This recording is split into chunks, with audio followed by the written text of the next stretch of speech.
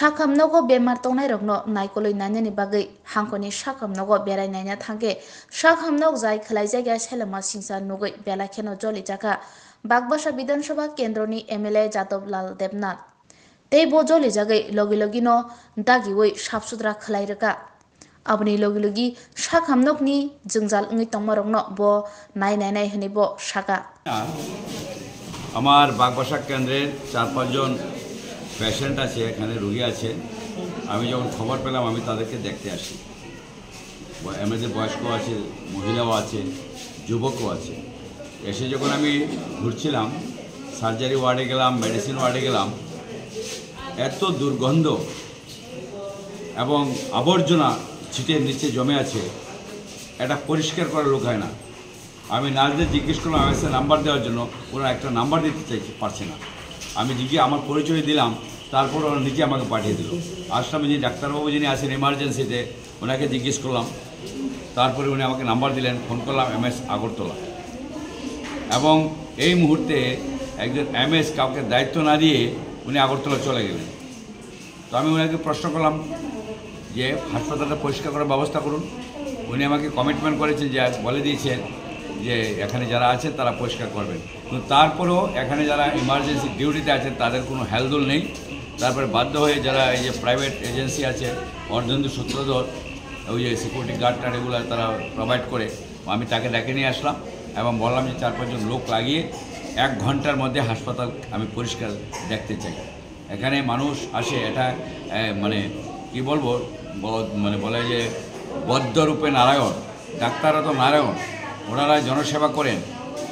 এবং আমি দেখছি এর মধ্যে দাঁড়িয়ে প্রসূন স্যার খুব ভালোভাবে ডিউটি করছেন। উনি নিজের রোগীও দেখছেন, অন্য রোগীও দেখছেন, যারাই যাচ্ছে ওনাকে দেখছি মানে খুব ছোটাছুটি করছেন। আমি ওনাকে থ্যাঙ্কস জানিয়েছি এবং আমি আশা করব যে আজকের দিনের পর থেকে হাসপাতালটা দিনে কমপক্ষে 3-4 বার যেন পরিষ্কার হয়, সেই ব্যবস্থা করার জন্য যা যা আমার তরফ থেকে করা দরকার আমি সেই কাজগুলো করব। মুখ্যমন্ত্রীর সাথে কথা বলবো। আমাদের এখানকার যিনি জনপ্রিয় বিধায়ক এই কেন্দ্রের, আমাদের বিশ্ববন্ধু স্যার, উনি আমাদের রাজ্যের অভিভাবক, আমারও অভিভাবক। আমি ওনার কাছেও যাব, ওনাকেও বলবো এ ব্যাপারে আমাদেরকে সাহায্য করার জন্য। এই ইমার্জেন্সি ওয়ার্ডটা 1 বছরের উপর হয়ে যাবে, এখানে বন্ধ আছে ইমার্জেন্সি ওয়ার্ডটা। আমি খবর নেব, আমি দেখব এটার ব্যাপারে কতটা কী করা যায়।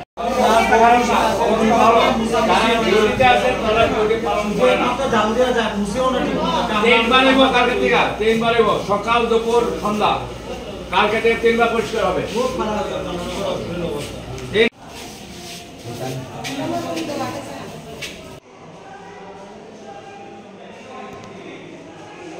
সুইপার বাইরে থেকে দেখবো, উল্টা বাইরে কেন ভাইটাল যাইতে হইব, এটা যাইতে হইব, ভাইটাল যাইতে হইব। উল্টা বাইরে বেলে ডিপার্টমেন্ট তৈরি করছে না, গভর্নমেন্ট তৈরি করছে না।